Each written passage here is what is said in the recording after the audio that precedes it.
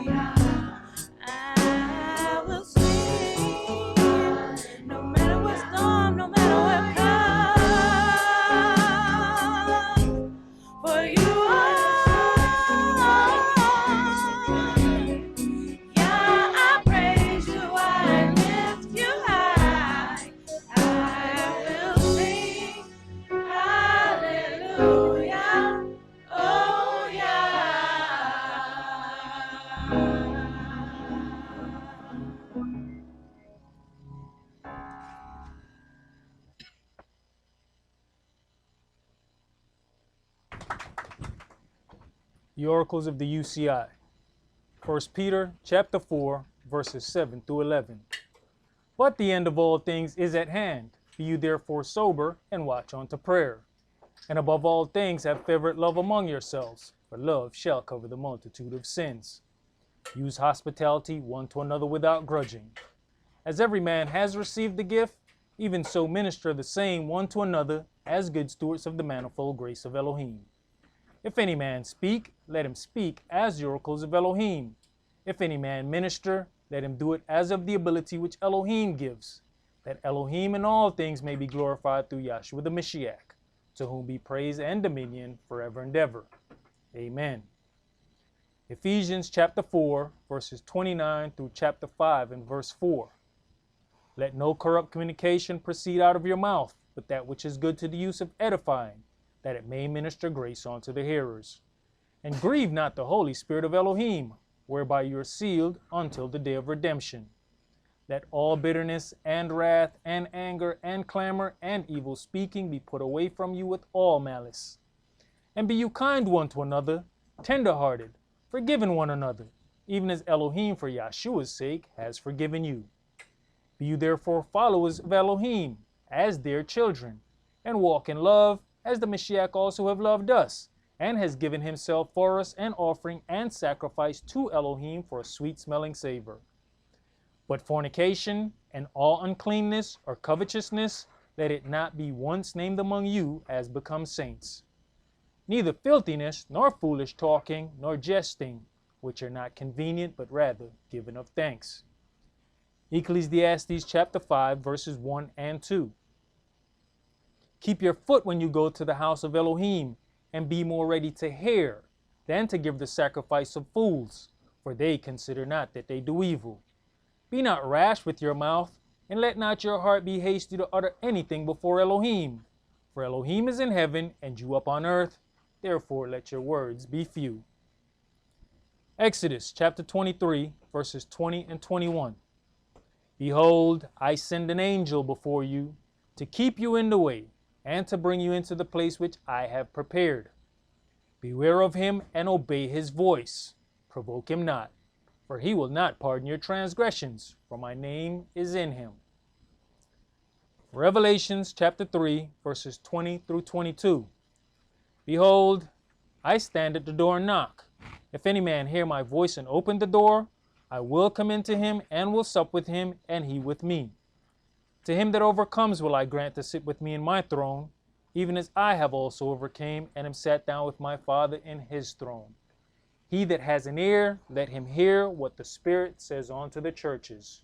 All right, Shabbat Shalom. Shabbat Shalom. Which is peace on Yahweh's holy Sabbath day. Welcome to another holy convocation that Yahweh has enjoined to us here in Stone Mountain, Georgia. Now, one of the things that we begin to realize, especially those who have been in the Word for a while, once you understand how much the holy days mean unto Yahweh, that they are something that are a special thing unto Him, you also then have to understand what kind of attention that is going to get from the adversary. He is especially upset when we do honor Yahweh the way that we are supposed to. We can read in the book in during the time of Job, these holy days that we keep here, these things are also ordained in heaven. As it is written, there was a time when the sons of Elohim went to present themselves before Yahweh, and Satan came also. So even as being a disobedient angel, he still went to make his appearance. So understanding that even upon the holy days, you still may have demonic entities amongst you, just as Yahshua would have to deal with, just as Yahweh had to deal with. So it's something that we have to get in our head so that we're not surprised by the things that we end up encountering as we get closer to those holy days. Matter of fact, as we read some of these things, you'll find out that there's some of the most tumultuous things that they went through were during those holy days. So we say that as we are very near our holy days, and we will do our Bible trivia. We'll try to give it maybe 30 minutes after the sermon is over, so that they can get things right in the kitchen. But we're gonna go ahead and do those because we have some conferences that we have to do right after. So we're gonna try to go ahead and fit those in so that we can get those. And those are the trivia questions from last week about keeping the holy days. Because what we want to do is make sure that a lot of times we end up getting questions and it's like the day before and things like that. So we have, purposely tried to put out as many things beforehand before we get to those holy days. But still, if you get a question, email or ask your question so that we can, get around to answering that, so you can at least do the best that you can in doing those things. So what we're going to deal with today is judging the spirits. I have received, several back-to-back emails that people are, wanting to keep these holy days. They know what these holy days mean to Yahweh, their Elohim. So then they want to keep them so bad that they just want to find a place to keep those holy days, which could end up being probably one of the worst things you have ever done, to just find a place, go in that place to keep your holy days. And your days may be the holiest when you at home by yourself, rather than going in some of these places that are not even attempting to go by the word of Yahweh. But to understand that, we have to judge the spirit by the spirit, and the word is a spirit. So then you judge the spirit of how those things are taught, and then base that on what is written, and then we get a clear understanding of how it is we should be dealing with that particular thing. So we're going to begin today's sermon in Matthew chapter 13. Matthew chapter 13, and we're going to start that at verse 18.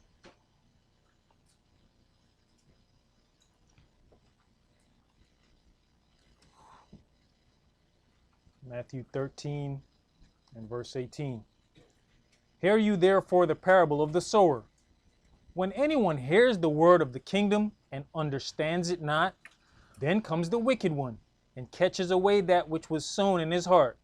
This is he which receives seed by the wayside. Now, when someone has received seed by the wayside, that may be a quick situation, or it may not be. That may take a little period of time before that word is taken away out of their heart.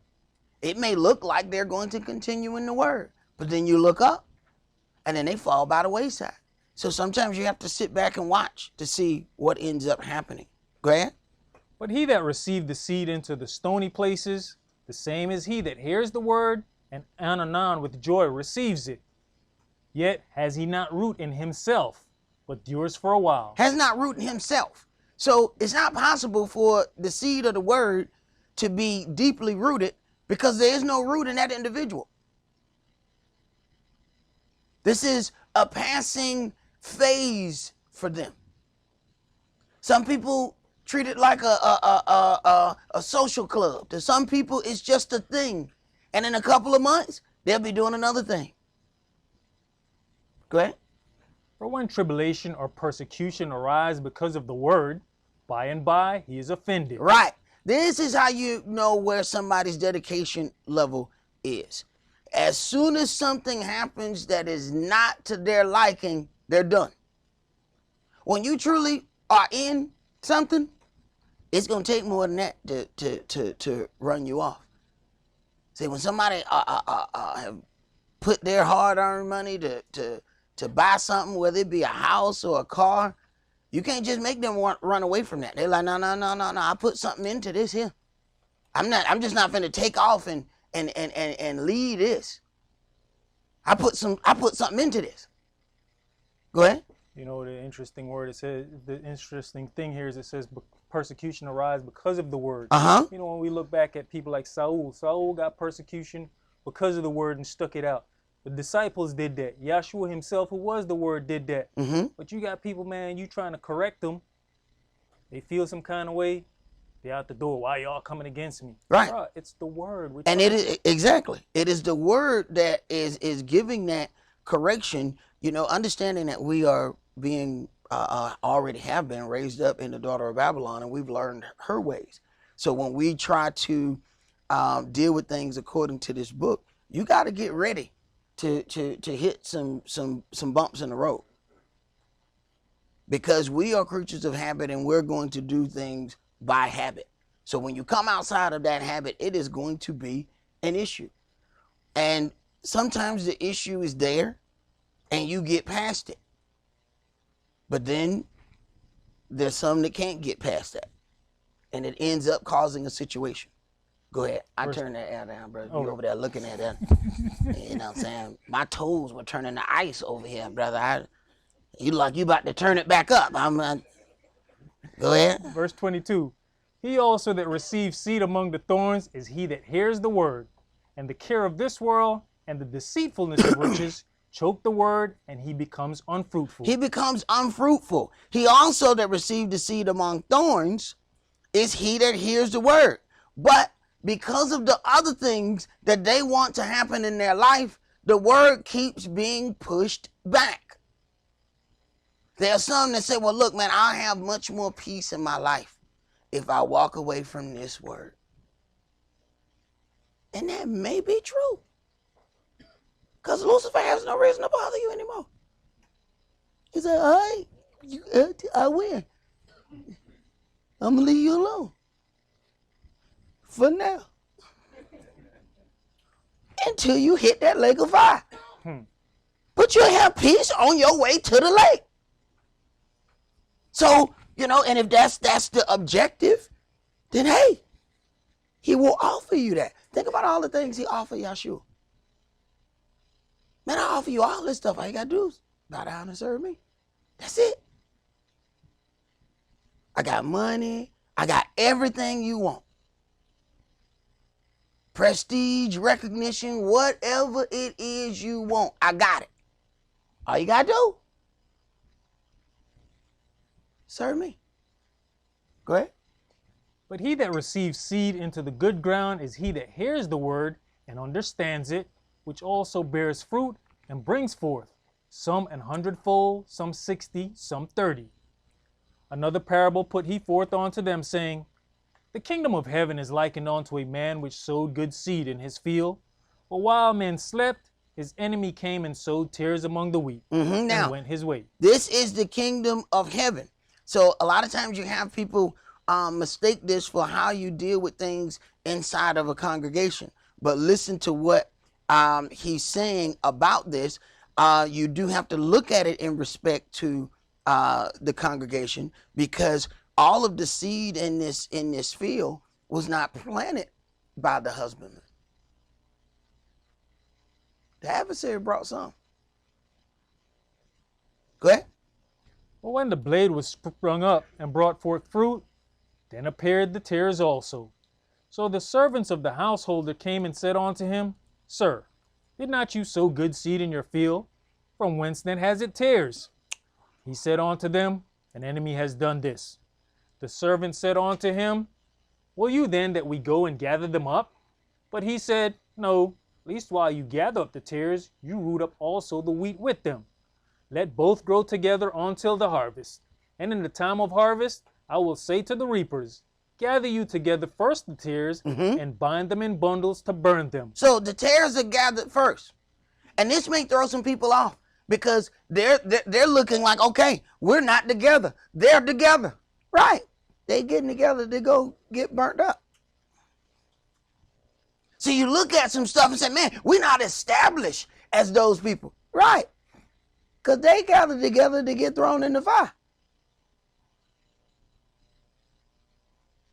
Go ahead. But gather the wheat into my barn. Another parable put he forth unto them, saying, Now, you have to also look at the pause that he put there and said, no, let's wait till the harvest. See, by that time, he said, if you go ahead and tear up the tares now, which are weeds, that will wrap themselves around the real fruit. I need you to rattle that around in your head for a second. They will wrap themselves around the real fruit. So that when you try to tear up the weed, the real fruit get rooted up too. Mm-hmm. So they are purposely trying to attach themselves to the real fruit. But in this pause, the real fruit should be strong enough to not get rooted up when he yank out that weed. Go ahead. Because what we don't see is what's going on underground. Mm-hmm. We fighting for the same space underground You for got our it. roots to spread. Mm-hmm. Yep. And who gonna win that space battle? You or the weed? Go ahead. Another parable put he forth unto them, saying, the kingdom of heaven is likened to a grain of mustard seed, which a man took and sowed in his field, which indeed is the least of all seeds. But when it is grown, it is the greatest among herbs, and becometh a tree, so that the birds of the air come and lodge in the branches thereof. Another parable spake he unto them, the kingdom of heaven is like unto leaven, which a woman took and hid in 3 measures of meal, till the whole was leavened. All these things spake Yahshua unto the multitude in parables, and without a parable spake he not unto them, that it might be fulfilled which was spoken by the prophet, saying, I will open my mouth in parables, I will utter things which have been kept secret from the foundation of the world. So, pause. I will utter things which have been kept secret from the foundation of the world. Yet people will tell you that they have books, that they have all the understanding of angels. They got all the understanding of all of these things. Yahshua said there are things that have been kept secret since the foundation of the world. So how all these people get all these books then? Somebody lying. Yahshua said some of this stuff wasn't none of your business anyway. What you need to know about how the sky was formed for? How that's going to help you? How does it help you to know the names of angels? What good they going to do for you? We're going to call out some names at judgment? Is Gabriel in there? What about Michael? Is he in there? What difference do how that's going to help you? Go ahead, bro. Verse 36, then Yahshua sent the multitude away and went into the house. And his disciples came unto him, saying, declare unto us the parable of the tares of the field. He answered and said unto them, he that sows the good seed is the Son of Man. The field is the world. The good seed are the children of the kingdom, but the tares are the children of the wicked one. The tares are the children of the wicked one. So Lucifer has a whole generation of children that he's dealing with, that he is blessing. All the things that they got, their daddy the devil gave it to them. And their objective is to make sure that they attach to the wheat and slow them down as much as possible. That's their job. Go ahead. You know, looking at the point of the disciples now asking a question, they've been out there with him this whole time. He's telling all these parables. And it goes right back to verse 19. When anyone hears the word of the kingdom and understands it not. They didn't understand, but now they're asking for understanding so they don't be the ones that get rooted up. And they waited. They didn't just sit there and interrupt him or do nothing like that. They sat right there and they waited until it was their opportunity. Then they went. Hey man, let me talk to you. What you meant by this right here? See, there's some, as soon as they get to a point they don't understand, they're gone. As soon as they get to a part where they can't see exactly what the next turn is, they out.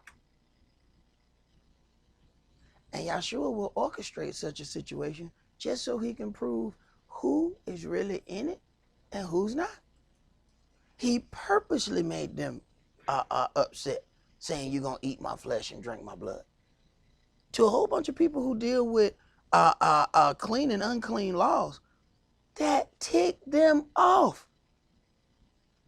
This is what we were given, clean and unclean, was a much bigger deal then than it is now. And here you got this dude talking about eating his flesh. Come on, bro, you can't eat no man. What you talking about? They was ready to fight, ready to do something to him. And he did it on purpose, so he can see whose heart was only this deep and whose would have been deep enough to really accept the spiritual part of it. And if they left too early, got him. Because then he turned around and explained everything. Oh, this bread, this is my flesh. Oh, and this wine, that's my blood. And if the people who stayed there thought about it, wait a minute.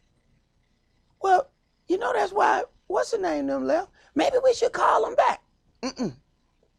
No, they left for a reason. Leave them be. Go ahead. Matthew chapter 13 and verse 39. The enemy that sowed them is the devil. The harvest is the end of the world, and the reapers are the angels.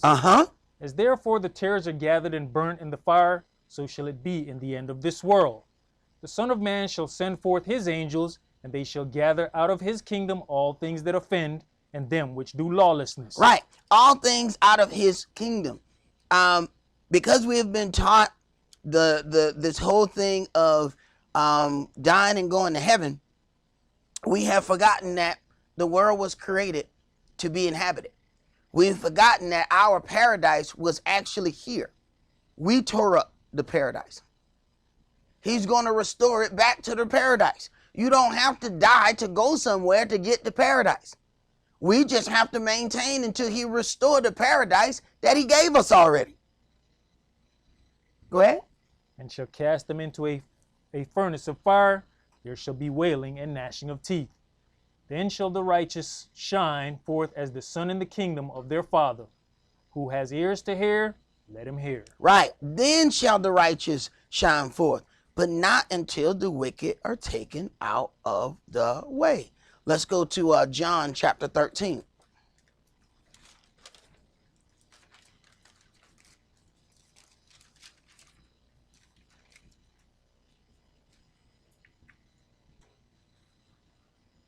John chapter 13, and we're going to start with verses 1 through 5. Now before the feast of the Passover, when Yahshua knew that his hour was come that he should depart out of this world unto the Father, having loved his own which were in the world, he loved them unto the end. And supper being ended, the devil having now put into the heart of Yehudas Iscariot, Simeon's son, to betray him. Right. Now, Yahshua already knew that somebody of that 12 has to betray him. See, you'll read sometimes where he automatically rebukes the demon and brings the demon out. Then there's other times that the demon has a purpose and he let the demon stay there. He knew who that demon was going to go into. Why? Because you start to see the openings. So, oh, he's got an issue. See, he appointed Judas to hold the money bag, and Judas is a thief. Most of us, that's the last thing we would have done. We ain't giving the thief no money back. He the last one we want to hold the money. He steals. Yahshua said, I know. Give him the money. That's not a good idea, Yahshua. See, first of all, you already questioning Yahshua's thought process right now. You already questioning his leadership. See, we all believe that we would just follow Yahshua if he was there right now. No. You would be questioning his leadership. What kind of prophet gives the money bag to a thief? And we supposed to follow this dude? He ain't got sense enough not to give the money to the thief? Yahshua said, no. He's the perfect one to have the bag. He got a job to do. Go ahead. Yahshua, knowing that the Father had given all things into his hands, and that he was come from Elohim and went to Elohim, he riseth from supper and laid aside his garments and took a towel and girded himself. Jump to verse 10. Yahshua says to him, he that is washed needs not save to wash his feet, but is clean every whit. And you are clean, but not all. You are clean, but not all. Because somebody here has a job that they have to do. Go ahead. For he knew who should betray him. Therefore said he, you are not all clean. You are not all clean. Now jump to verse 18. I speak not of you all. I know whom I have chosen. But that the scripture may be fulfilled, he that eats bread with me has lifted up his heel against me. So that the scripture may be fulfilled. There are some things that will happen even within your life that have to happen because the scriptures must be fulfilled. My elder used to say, you auditioning for a part. Do you know what role you playing? Because see, when you get your role, you got to learn your lines. So they call this the script. What part you auditioning for? Go ahead, bro. Now I tell you before it come, that when it is come to pass, you may believe that I am he. Verily, verily, I say unto you, he that receives whomsoever I send receives me, and he that receives me receives him that sent me. Now that may sound easy. Whoever receives who I sent receives me. That may sound easy until you don't like who he sent. Until you start questioning who he sent. I mean, after all, he started talking about eating his flesh, drinking his blood, and he's put the money in the hand of a thief. This don't look like the beginning of a strong organization. This organization gonna fall quick. He gonna steal all the money.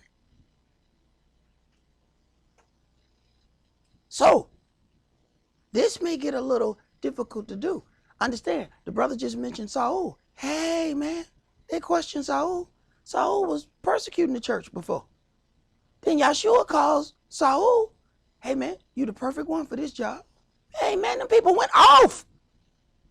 And no, man, this is the same dude that was persecuting us. Yeah, I know. But he got double citizenship. He speaks multiple languages, and he was raised in the law. He's the perfect one to go to the Gentiles. No, man, he a spy.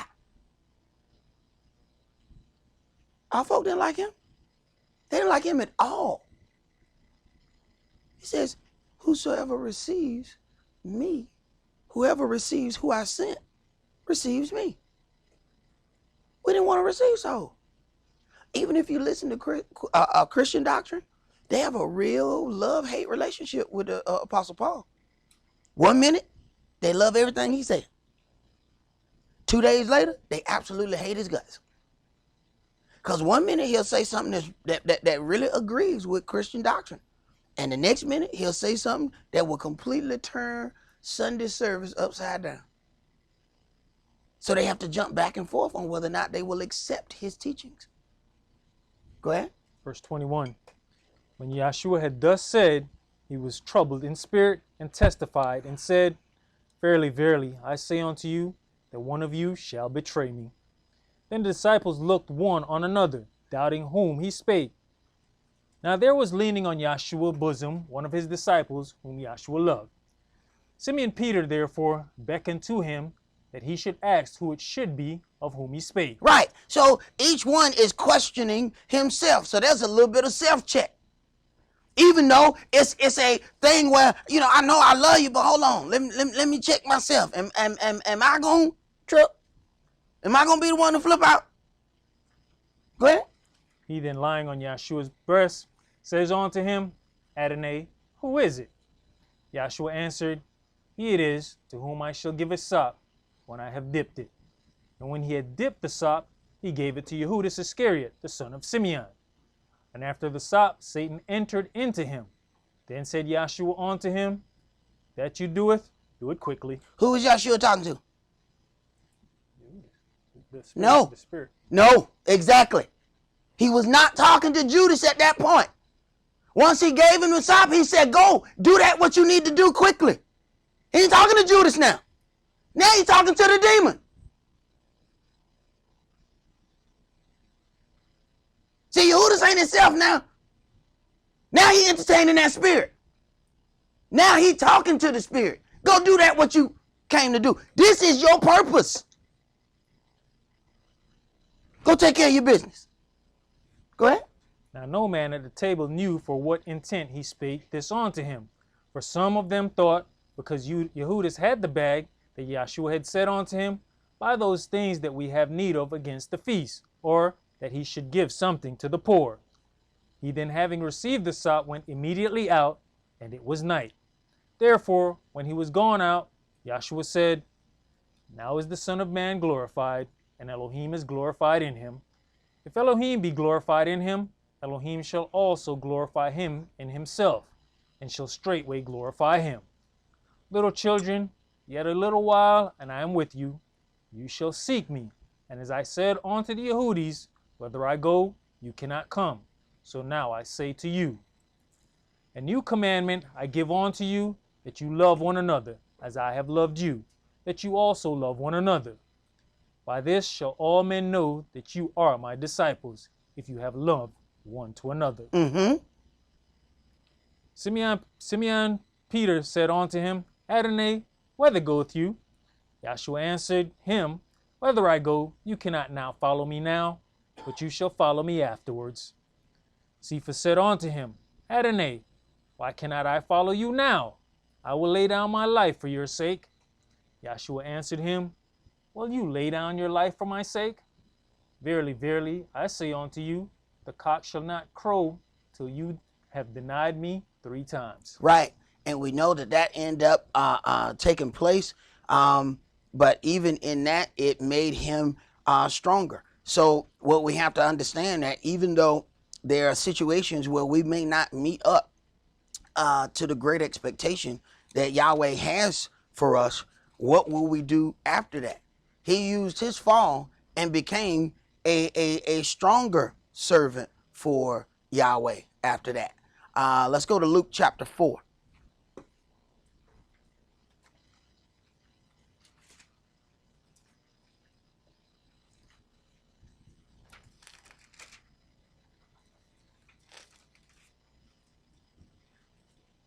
Luke chapter 4, and let's start that at verse 16.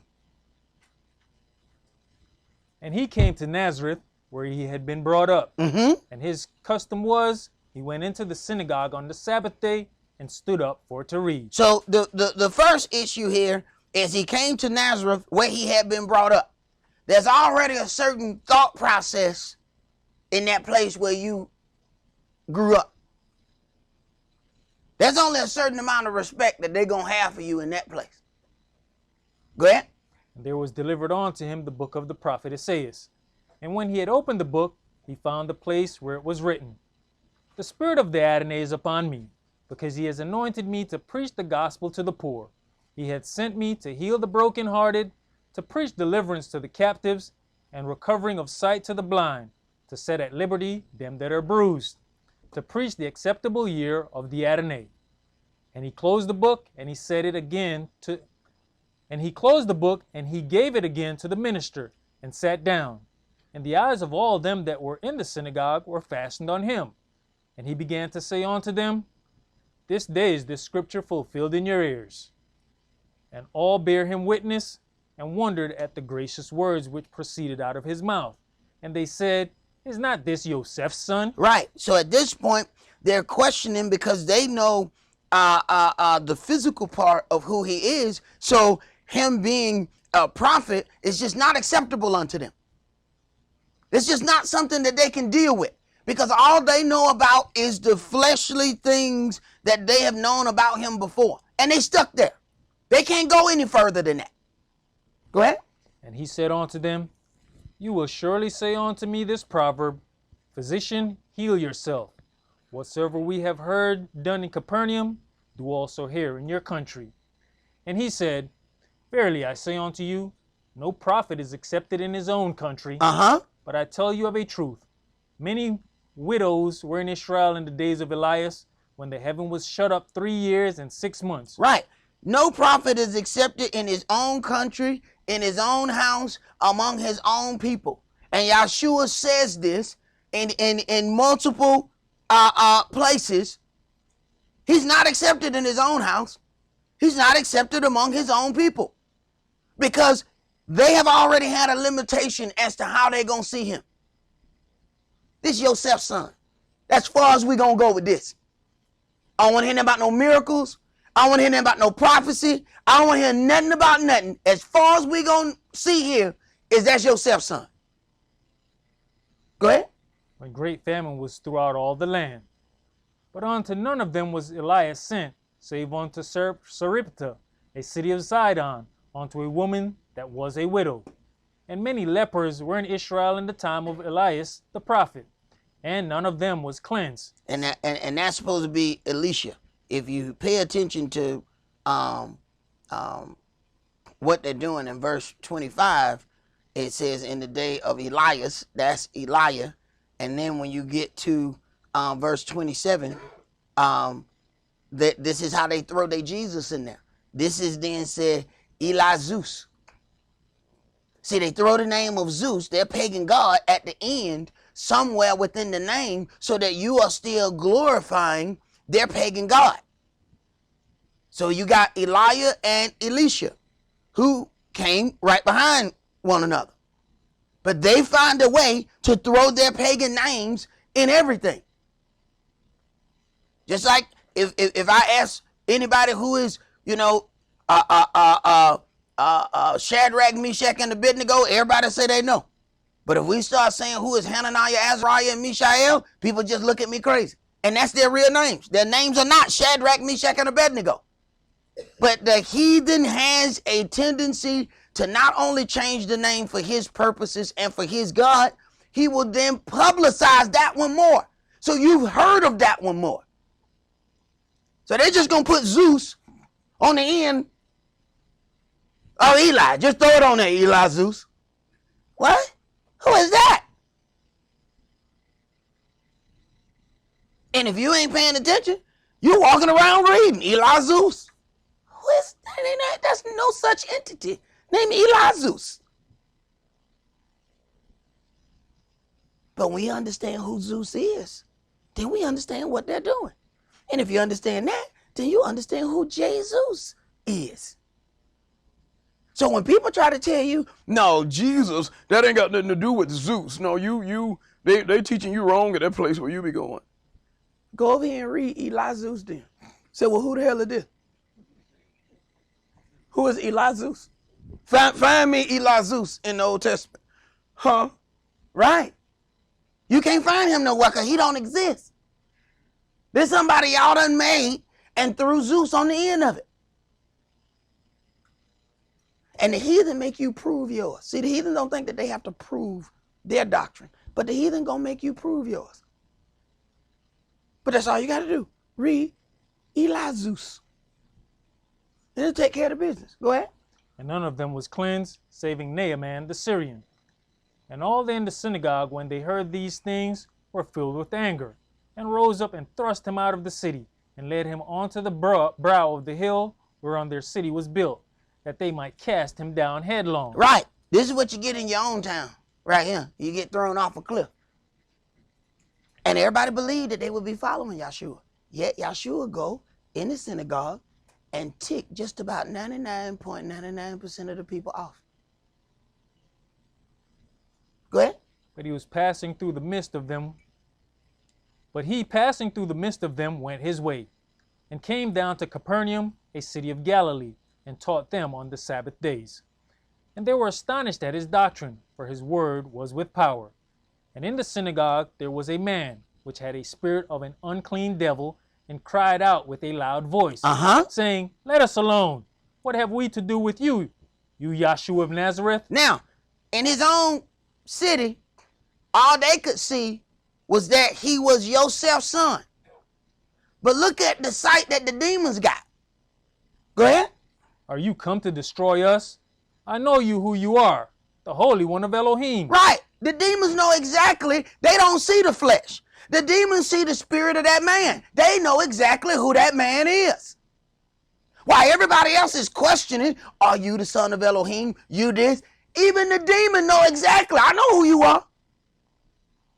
Go ahead. And Yahshua rebuked him, saying, Hold your peace and come out of him. Right. He's telling the demon, shut up. I know you know who I am. Stop talking.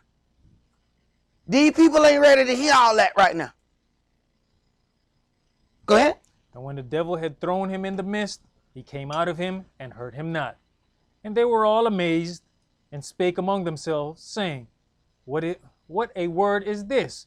For with authority and power he commands the unclean spirit, and they come out. And the fame of him went out into every place of the country round about. Right. And it was a situation whereby he had to go ahead and do that before the spirit kept talking. So if the spirit knew all of those things, what else did the spirit know? How did the spirit know exactly who Yeshua was? See, when you get to these things in Job chapter 1 and chapter 2, it says the sons of Elohim came to make their appearance, came to present themselves before Elohim, and Satan came also. Was all these demons there too? Because they all seem to know who he is. Every last one of them he run into, they know who he is. Flesh trying to figure out, who is that? Not the demon. Brother, I want you to read something, that note there in Mark chapter 3, 11 and 2. Mark chapter 3 and verse 11. And unclean spirits, when they saw him, fell down before him and cried, saying, You are the Son of Elohim. Unclean spirits saw him and knew exactly who he was. They didn't see the flesh. This is something that we're going to have to train ourselves to do as well. Go ahead. Verse 12, he straitly charged them that they should not make him known. He straitly charged them. Hold your peace. Do not tell these people who I am. Why would he say that? Because I want to test their heart and see who can figure out who I am without you telling them. No. I don't want nobody to float down the hall and tell them. I want to see who gonna make that decision on their own. Shut up. Let's go to Mark chapter 5. See, understand, there was a situation where when Yahweh gave the children of Israel that land, he said that we were supposed to be separate from all these heathen nations. But after a while, he said, you know what? Y'all seem to be prone to linking yourself up with heathen nations. So you know what I'm going to do? I'm going to lead the heathen there. I'm going to lead these strange nations among you because I want to see whether or not you're going to serve me or not. So now I'm going to leave the heathen there as a test. Mark chapter 5, and we're going to read verses 1 through 17.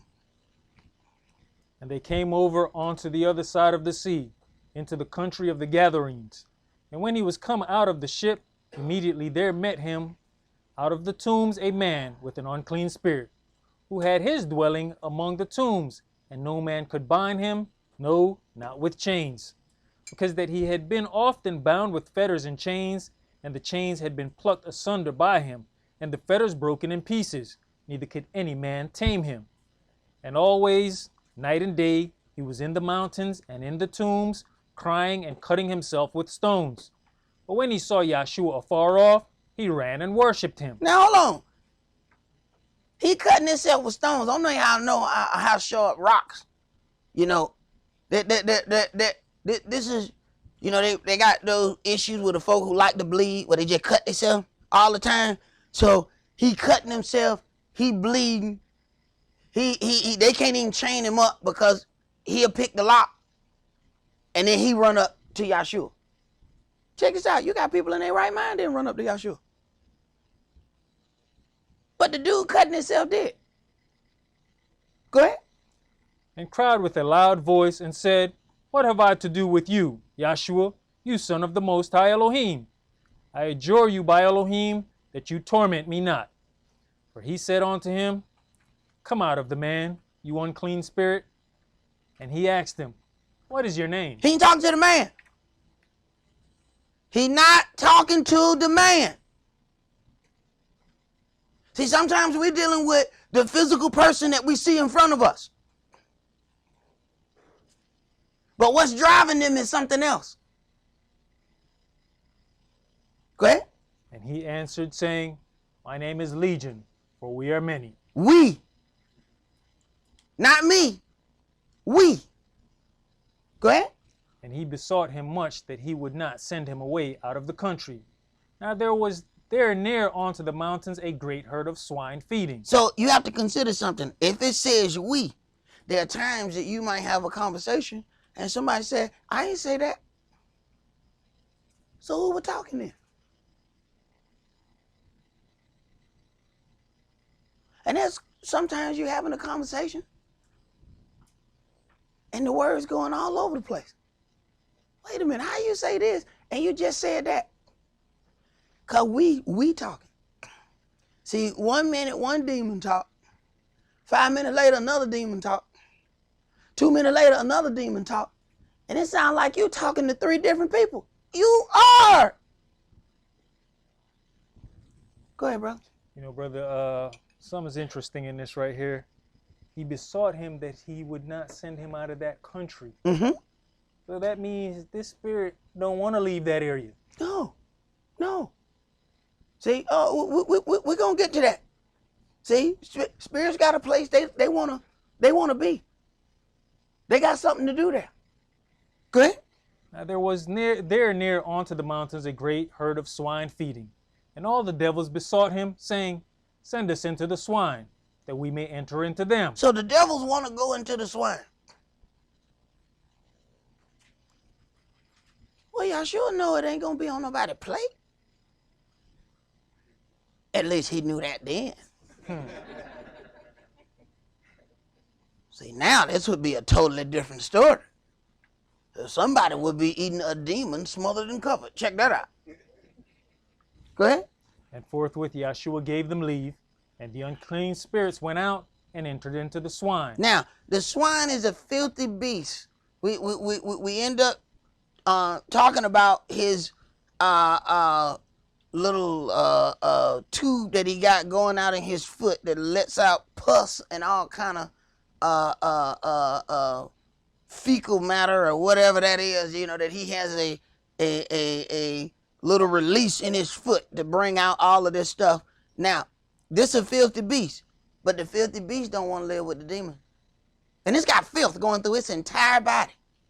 So much filth, it's got a sewage line in its foot.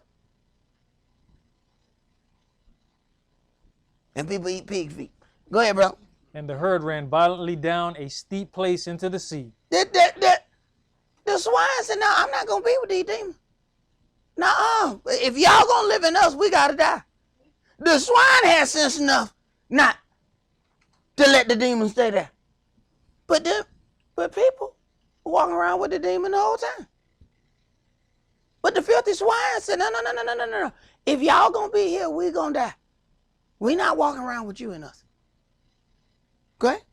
They were about 2,000 and were choked in the sea. Mm-hmm. They that fed the swine fled and told it in the city and in the country. And they went out to see what it was that was done. Right, because, you know, at this point now, their money is messed up. Because they use these swine to clean off fields. Because they'll eat anything and you can't poison them. So this is money. He can turn around and bring them, those swine, to somebody else's field. Man, this field has gotten filthy. I need this field cleaned off. I got just the thing for you. Got these swine over here. They'll eat anything. So this was just their money that just ran off the cliff right here. So they ain't happy at all. Go ahead. And they come to Yahshua and see him that was possessed with the devil and had the legion sitting and clothed and in his right mind. And they were afraid. They're afraid because he acting like he's supposed to. See, some of y'all ain't never had a hoopty before. When you have a hoopty, that when the check engine light is on all the time, it scare you when the light go off. Like, what is wrong with this thing? That light always is on. It light up my dash. Now you think something really wrong because the light done went out. I said, man, that dude, he be like cutting himself and hang around in caves and stuff. Why he sitting there acting like he got sin? Now they really scared. Go ahead. And they that saw it told them how it befell to him that was possessed with the devil, and also concerning the swine. And they began to pray him to depart out of their coast. Right. See, everybody think that they would be down with Yeshua. They said, please, man, leave, bro. I mean, you know, our money done got messed up since you came here, man. Look at what our money is doing since you came here. We pray, man, just go. Just leave, man. We want you to leave. Why don't y'all leave? No, we want you to leave. Right. Let's go to Matthew chapter 16.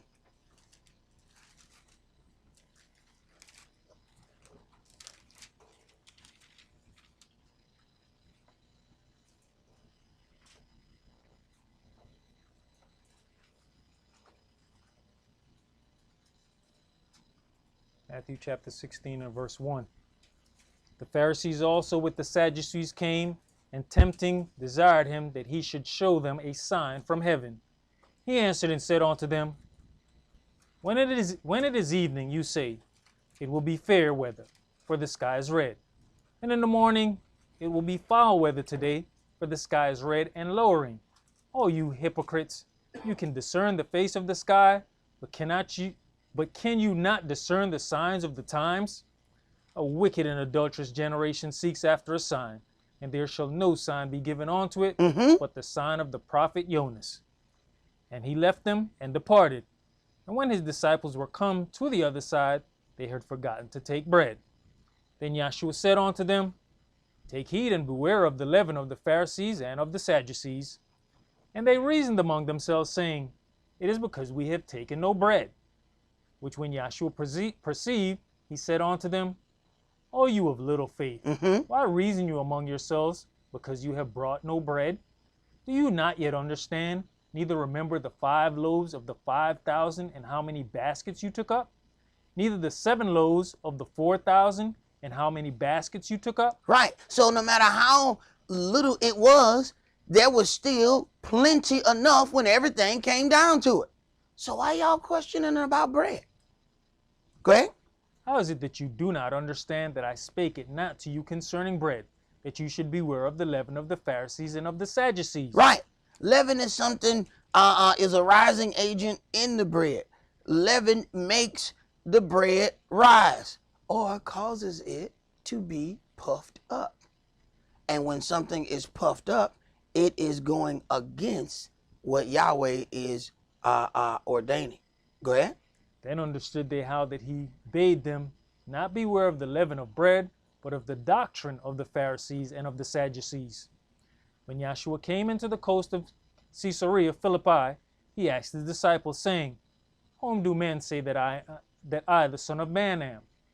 And they said, Some say that you are Yohanan the Baptist, some Elias, and others say Yirmiah, or one of the prophets. He says unto them, But whom say you that I am? And Simeon Peter answered and said, You are the Mashiach, the Son of the living Elohim. And Yahshua answered and said unto him, Blessed are you, Simeon Bar-Yonah, for flesh and blood has not revealed it unto you, but my Father which is in heaven. Right.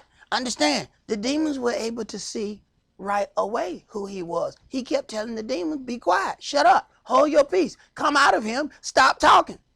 Then he turns around and asks Cephas, who do you think I am? And when he was able to tell him, Yahweh told you. That's how you know. Go ahead. And I say also unto you that you are Cephas, and upon this rock I will build my church, and the gates of hell shall not prevail against it. Now, as you listen to the things that come out here, you will also understand why the Pope proclaims to be a direct descendant of Peter. It is because of the authority that he was given, and now they're going to use this thing of authority to change everything that they have changed. This is how you get the Christian dogma, because the Catholic, if you're Christian, you're Catholic, whether they know it or not. This is where the change comes from. Go ahead. And I will give unto you the keys of the kingdom of heaven. Uh-huh. And whatsoever you shall bind on earth shall be bound in heaven. Uh-huh. And whatsoever you shall loose on earth shall be loosed in heaven. Right. So then you understand that they say the first pope was Peter. If you listen to the Catholic doctrine, the first pope was Peter. Then what does that do? That then gives them the ability to hijack the authority. Guess what? What did it say? Whatever he binds on earth, understand, let it be done on earth as it is in heaven. We understand that there's authority set in heaven. So when you do something here and when you change something, you change the Sabbath day, did the angels change? When you change the holy days, did the angels change? Well, by saying that Peter was the first pope, then that is where they steal their authority from and say, yes, we changed it here. This is why they can boldly say we conquered it for Christ. They're then using the authority that they suppose by saying Peter was the first pope. And then now all of their changes are now authorized and all of heaven was changed with it. See, sometimes you got to backtrack to see how they formulated that. And that's it right there. This is the basis for all the change that has happened on Sunday morning. All right, there's an echo with me. Go ahead. Then charged he his disciples that they should tell no man that he was Yahshua, the anointed one. All right, let's go to, keep going. Go to verse 21. From that time forth began Yahshua to show unto his disciples how that he must go into Jerusalem and suffer many things of the elders and chief priests and scribes, and be killed, and be raised again the third day. Now, this does not sound like something that is acceptable. So when we are accustomed to dealing with demons or unclean spirits, we are then automatically in our mind means that it is something ugly, something undesirable, something very rigorous. But sometimes the unclean spirit can be the nicest thing you have ever encountered. Go ahead. Then Cephas took him and began to rebuke him, saying, Be it far from you, Adonai, this shall not be unto you. Right. So now Cephas is saying good things. No, you ain't gonna die. You ain't gonna do this. The same thing we hear on Sunday morning. God ain't mad with you. It doesn't appear that now this is a demonic spirit that is now going against what Yahweh needs to happen, because it doesn't seem favorable to us. See, he says, Cephas, this is one who he loved. He laid on his bosom. This is one he loved him.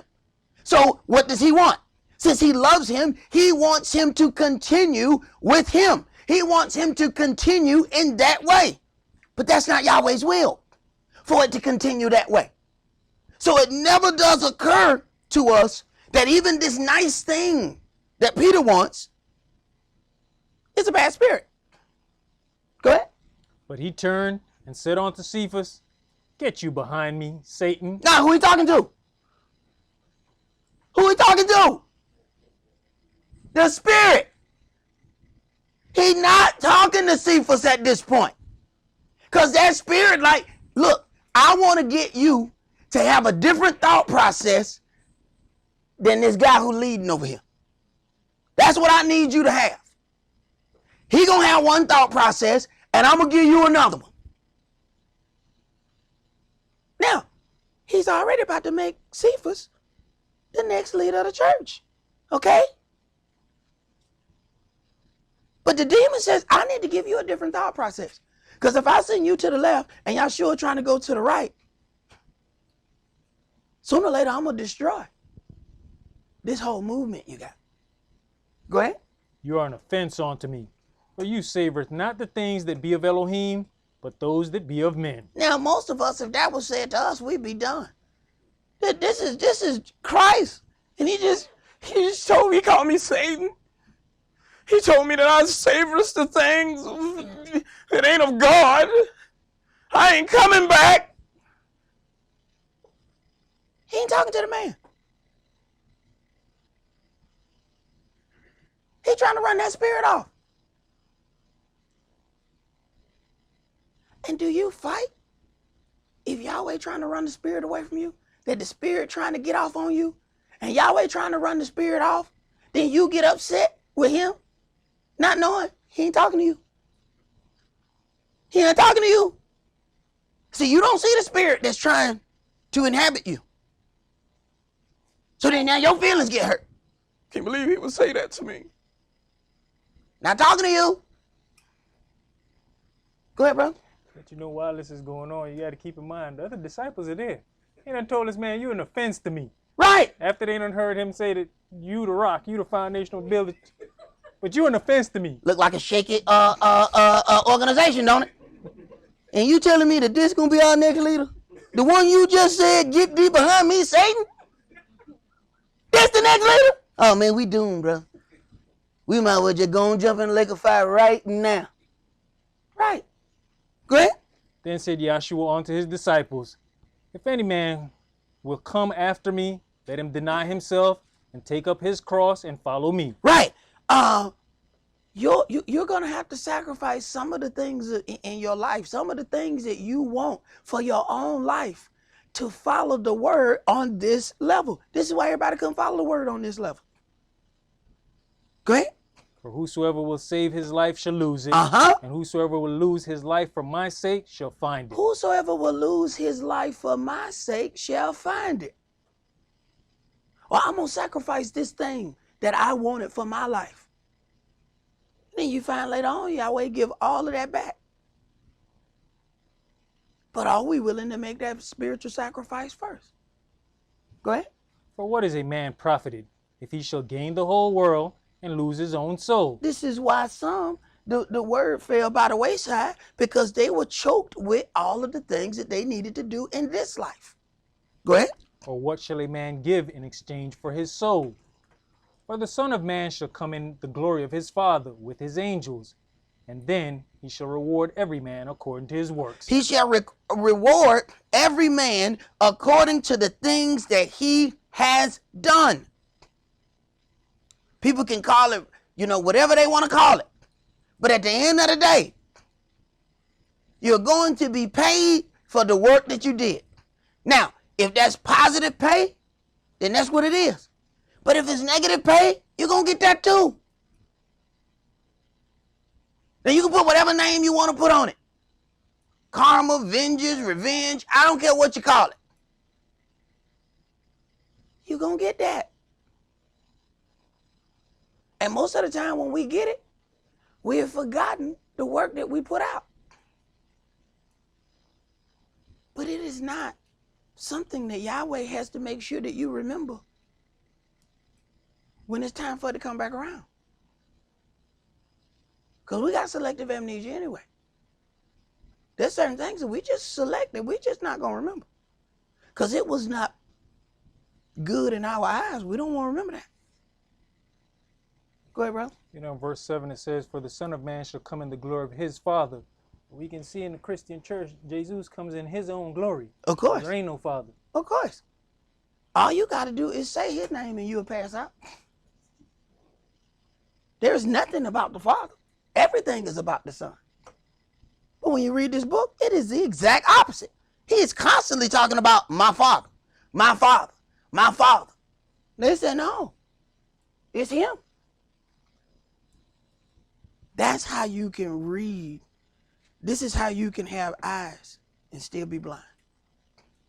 No matter how many times that is read, they still have the thought process that it's all about the Son. Go ahead.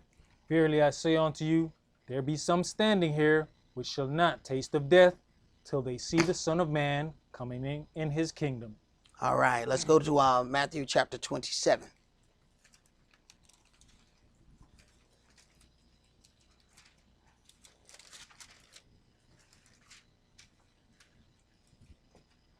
See, when you understand, the demons kept the holy days too.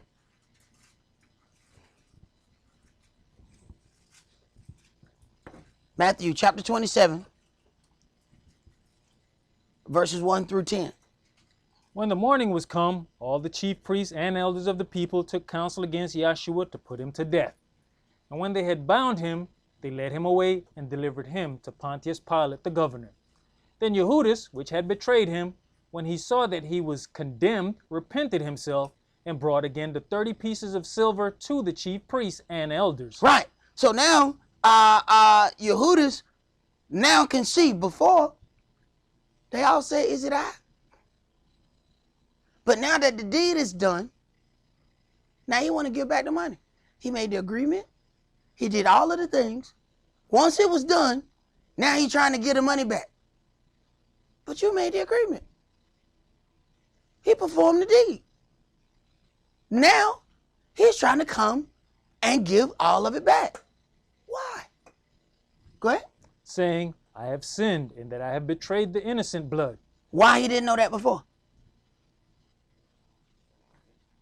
Because the Spirit was taking care of that business. Go ahead. And they said, what is that to us? See you to that. And he cast down the pieces of silver in the temple and departed. Now, so the ones who agreed with him, they had zero compassion whatsoever. That you've betrayed innocent blood, what they got to do with us? Go ahead. And departed and went and hanged himself. And the chief priest took the silver pieces and said, it is not lawful for to put them into the treasury, because it is the price of blood. And they took counsel and bought with them the potter's field to bury strangers in, wherefore that field was called the field of blood unto this day. Then was fulfilled that which was spoken by Jeremiah the prophet, saying, and they took the 30 pieces of silver, the price of him that was valued, whom they of the children of Israel did value. Right. So then he's fulfilling the things that are written as far as prophecy, not even knowing it. When they have valued this price, they are fulfilling prophecy. Go ahead. And gave them for the potter's field, as the Adonai appointed me. All right, let's go to Acts chapter 16.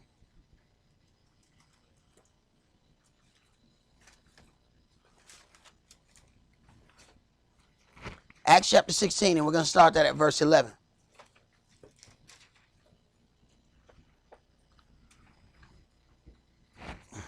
Therefore, loosing from Troas, he came with a straight course to Samothracia, and the next day to Neapolis, and from thence to Philippi, which is the chief city of that part of Macedonia, and a colony. And we were in that city abiding certain days. And on the Sabbath we went out of the city by a riverside, where prayer was wont to be made, and we sat down and spake unto the women which resorted thither.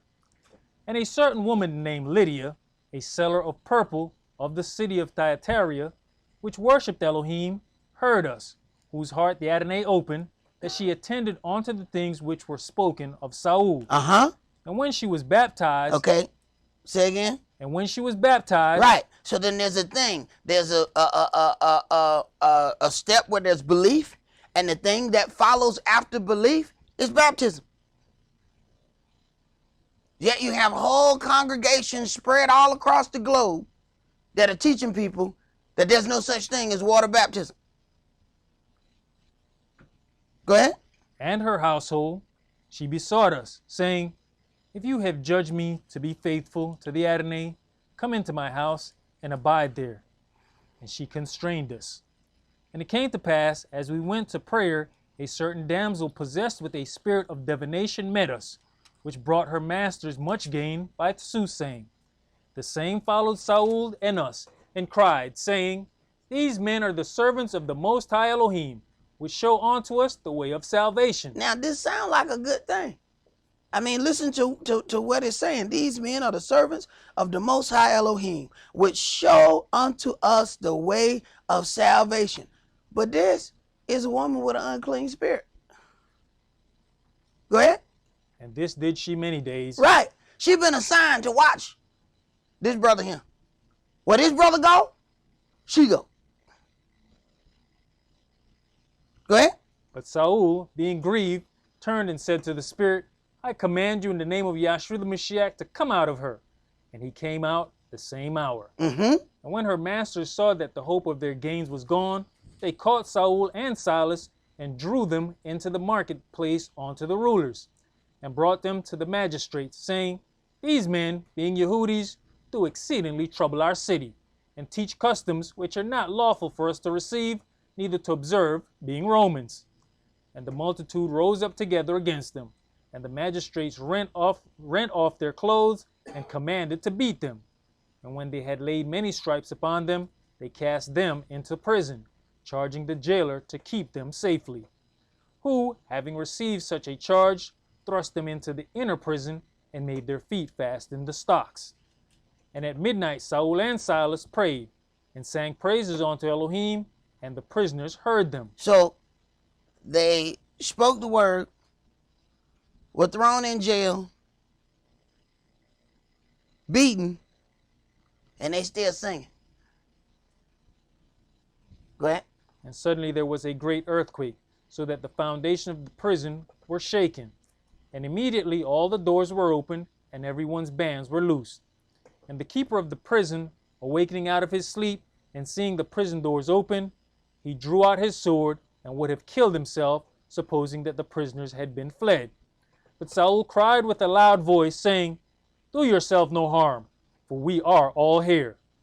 Then he called for a light, and sprang in, and came trembling, and fell down before Saul and Silas, and brought them out, and said, Sirs, what must I do to be saved? And they said, Believe on the Adonai Yeshua the Mashiach, and you shall be saved, and your house. Mm-hmm. And they spake unto him the word of the Adonai, and to all that were in his house. And he took them the same hour of the night, and washed their stripes, and was baptized, he and all his straightway. Mm-hmm. And when he had brought them into his house, he set meat before them, and rejoiced, believing in Elohim with all his house. Right. And then we see that after this belief, then comes the baptism. There is a step that comes after that. Let's go to Matthew chapter 12.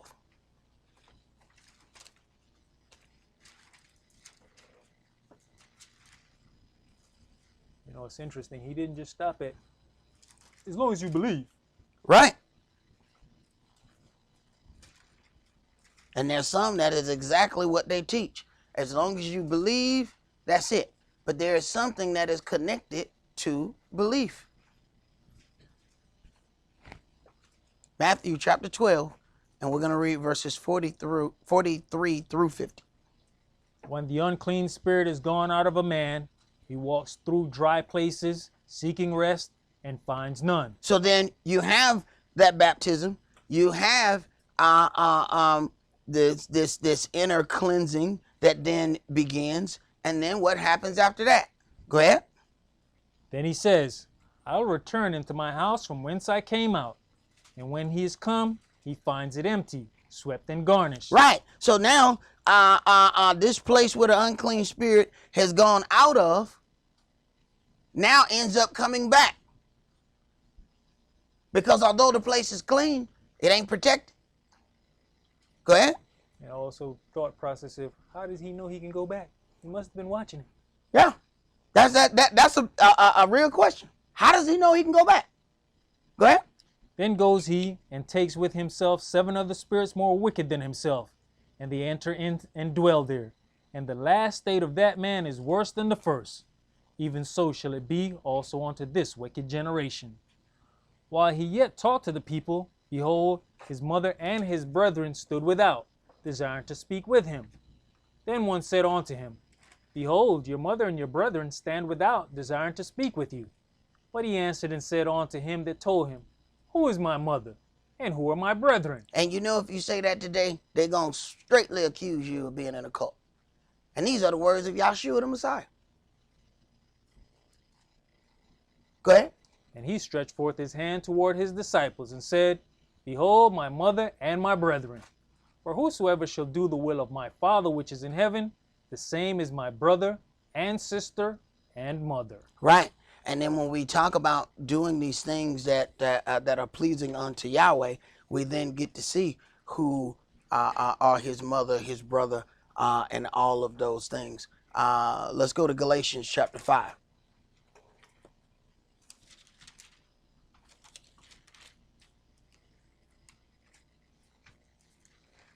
Galatians chapter 5, and we're going to start that at verse 16.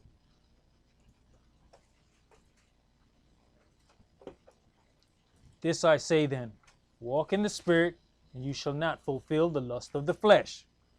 For the flesh lusts against the Spirit, and the Spirit against the flesh, and these are contrary the one to the other, so that you cannot do the things that you would. But if you be led of the Spirit, you are not under the law. Now the works of the flesh are manifest, which are these: adultery, fornication, uncleanness, lasciviousness, idolatry, witchcraft, hatred, variance, emulations, wrath, strife, seditions, heresies, All the things that the demon is going to try to lead you into. Go ahead. envyings, murders, drunkenness, revelings, and such like, of the which I tell you before, as I have also told you in time past, that they which do such things shall not inherit the kingdom of Elohim. But the fruit of the Spirit is love, joy, peace, long-suffering, gentleness, goodness, faith, meekness, temperance. Against such there is no law. And they that are the Mashiachs have crucified the flesh with the affections and lusts. And that doesn't happen overnight. That is a ongoing process, but the process has to begin. And they that are the Mashiachs have crucified the flesh with the affections and lusts. Go ahead. If we live in the Spirit, let us also walk in the Spirit. Let us not be desirous of vain glory, provoking one another, envying one another. Right. Desiring of vain glory. It says that when we fast, let us anoint our face so that we don't appear to fast, so that people will ask us what we're doing, and then we announce that we fast. Why does anybody have to know you fast? Let's go to 1 Corinthians chapter 5.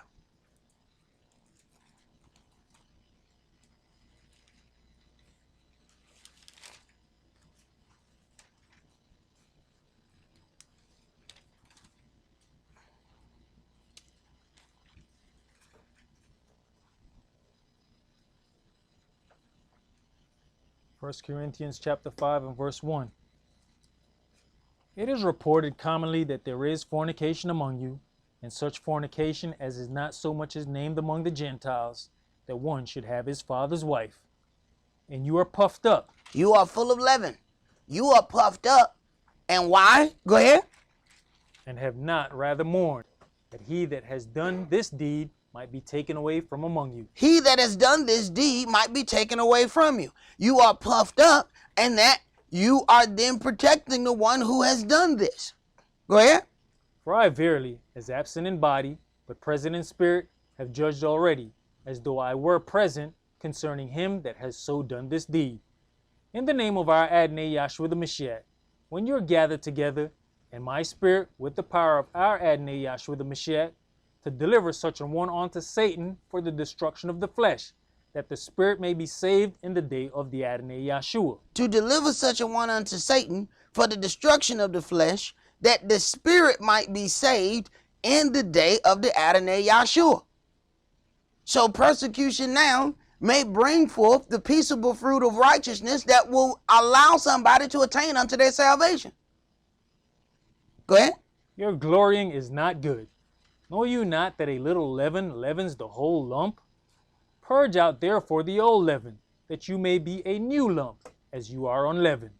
For even the Mashiach, our Passover, is crucified, or sacrificed part.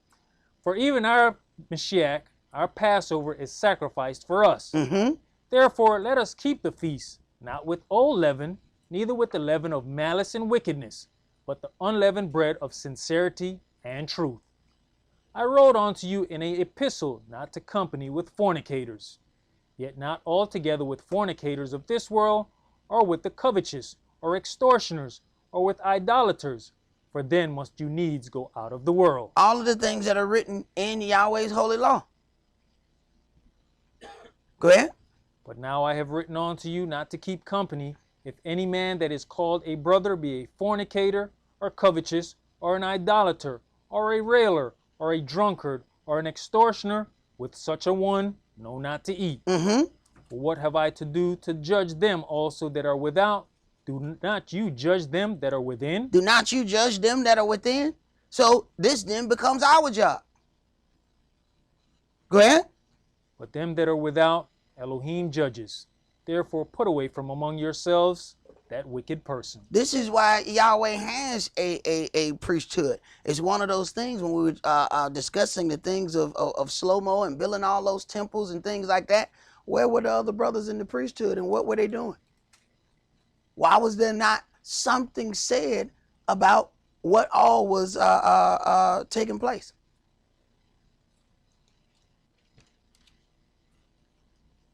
Let's go to Deuteronomy chapter 17.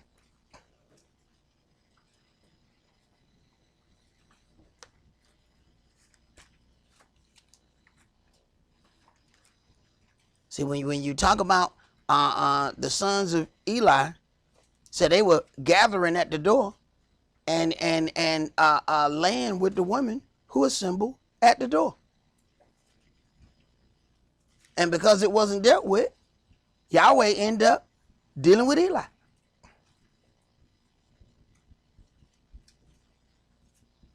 He counted him as part of the whoredom that his kids was off into. Deuteronomy chapter 17, and we're going to read verses 8 through 20. If there arise a matter too hard for you in judgment, between blood and blood, between plea and plea, and between stroke and stroke, being matters of controversy within your gates, Being matters of controversy within your gates, go ahead. then shall you arise and get you up into the place which Yahweh your Elohim shall choose. And you shall come unto the priests, the Levites, and unto the judge that shall be in those days, and inquire, and they shall show you the sentence of judgment. They shall show you the sentence of judgment. So if they're showing you the sentence of judgment, it's not coming out of their own heart, what they think, feel, and believe. It's coming out of this book. Sentence can't come out of somebody else's feelings. That means they're dealing with what Yahweh has ordained according to that particular situation. Now, can we accept that? Go ahead. And you shall do according to the sentence which they of that place which Yahweh shall choose shall show you. Shall show you, not say to you. They shall show you the sentence that pertains to that particular thing. Go ahead. And you shall observe to do according to all that they inform you, according to the sentence of the law which they shall teach you, and according to the judgment which they shall tell you, you shall do. You shall not decline from the sentence which they shall show you, to the right hand nor to the left.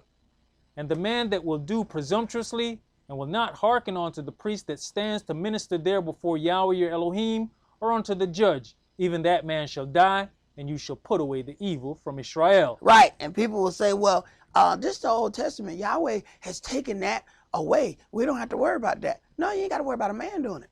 Yahweh going to do it himself. Because he already know how men deal with things. So Yahweh took that out of men's hands for now. Now Yahweh going to do it. Go ahead. And all the people shall hear and fear and do no more presumptuously. When you are come unto the land which Yahweh your Elohim gives you, and shall possess it, and shall dwell therein, and shall say, I will set a king over me, like as all the nations that are about me. You shall not in any wise set him king over you, whom Yahweh your Elohim shall choose. Now, this is way before Israel has gotten to any king level. But Yahweh has already put in his law how they're supposed to deal with a situation of getting a king. But this is way before any king.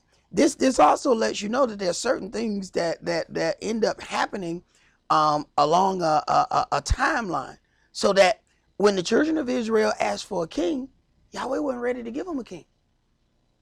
But he didn't say he wasn't going to give them a king. Why would he even put it in the law? He had already put it in the law about how the king was supposed to be chosen. So it's not that he was against the king. He just wasn't ready for them to have one. So the children of Israel asked for a king. He gave them Saul, which ended up being a very horrible king. But the king wasn't the issue. It just wasn't that time they wasn't ready for the king. When you are come, verse 14, unto the land which Yahweh your Elohim gives you, and shall possess it, and shall dwell therein, and shall say, I will set a king over me like as all the nations that are about me. Then shall you in any wise set him, you shall set, in any wise set him king over you, whom Yahweh your Elohim choose, one from among your brethren shall you set king over you. Go ahead. You may not set a stranger over you, which is not your brother. And that's the first thing we go do, is to go vote for somebody who is not of our brethren. See, that's why they constantly redraw the district lines so that they can manipulate the vote. And we go and stand in line for hours, to do all of these things. This is why it was necessary that we desegregated. That's what fuels the constant redrawing of the lines. None of that would matter if all of us still lived in the same place. If you got a whole bunch of black people in one county, you're going to automatically have a black representative from that county. But if you can convince the people to go off and move and spread out, now they're constantly weakening their power. Instead of all of them being in one place and voting and getting a representative of their brethren, now they got to vote for somebody else, because the district lines are going to be redrawn, which is going to make sure that they are the minority in every county that they are in. If everybody just stayed in one place, they can draw that line 52 times. Ain't gonna make no difference. They can draw that line and run circles all the way around. Everywhere they come up, it's gonna end up being you. That is only a powerful thing when the people have desegregated. You go to every other nationality in this country, none of those people desegregate. You go to a neighborhood of Ethiopians, the whole neighborhood ends up becoming Ethiopian. Go to a neighborhood where it's one or two families from Sudan, go back in a year. It's 13 Sudan family people that got houses in that same neighborhood. Everybody else stick together. We were the ones that were given this thought process to desegregate, but it had a purpose. And the purpose is exactly what's happening right now. Constantly redrawing those district lines so that even your vote, even though you stood in those lines all those hours, they have already decided the most that your vote can possibly do. Go ahead. Verse 16. But he shall not multiply horses to himself, nor cause the people to return to Egypt, to the end that he should multiply horses. For as much as Yahweh has said unto you, you shall henceforth return no more that way. Neither shall he multiply wives to himself, that his heart turn not away. Neither shall he greatly multiply to himself silver and gold. And it shall be, when he sits upon the throne of his kingdom, that he shall write him a copy of this law in a book out of that which is before the priests, the Levites. And it shall be with him, and he shall read therein all the days of his life, that he may learn to fear Yahweh his Elohim, to keep all the words of this law and these statutes, to do them, that his heart be not lifted up above his brethren, and that he turn not aside from the commandment, to the right hand or to the left, to the end that he may prolong his days in his kingdom, he and his children in the midst of Israel. So the king that we're supposed to choose to be set over us must have an understanding of Yahweh's law. Otherwise, he's going to be a horrible king. Otherwise, he's not going to be able to truly direct the children of Israel. So he has to write a copy out of the same law that the priests have. So the priests are going to deal with all of these matters of controversy and things of that nature. And then the king is going to do the children of Israel's bidding across the earth and anything that they have to deal with, but he still got to deal with that according to Yahweh's word. So whenever we choose someone to rule over us and they don't understand that, all we're doing is setting up problems for ourselves. Because how are they going to lead? And that's something that we have to ask ourselves, if you get into a debate with any folks about voting, they get hot about that voting thing, and you said, no, man, I ain't voting. But when you don't vote, you don't matter. You don't count. Oh, but they get upset. But at the end of the day, we just end up picking, the lesser of two evils. And then when we picked the lesser of two evils, guess what we still did? Justified evil. Look at the Atlanta city government. It was all this stuff about one thing. Soon as that person's term is over, now it's constant court cases about all the corruption that just happened 4 years before. And cities are popping up. Every 3 streets is another city. You got a city right down the street here that ain't but 2 stoplights long. You got a city in Stonecrest. Stonecrest was a mall, now it's a city. What does that do? More corruption. Now it's all kind of little city government ordinances, ruler against ruler. They fighting to get that little piece of money. Babylon is destroying herself. And we just have to be prepared when the fallout comes. That is all that we're going to do today. Y'all's will, about 3:10, we will attempt to go ahead and start doing the trivia from last week. If you need a copy of that, send an email to theuci.org@gmail.com, and we will send those out. And those things are from the Sabbath class last week, because we want to make sure that we do go over the things about these holy days and make sure that we do have an understanding of those. That's all that we're going to do for today. Remember the Sabbath to keep it holy. Shabbat shalom. Shabbat shalom.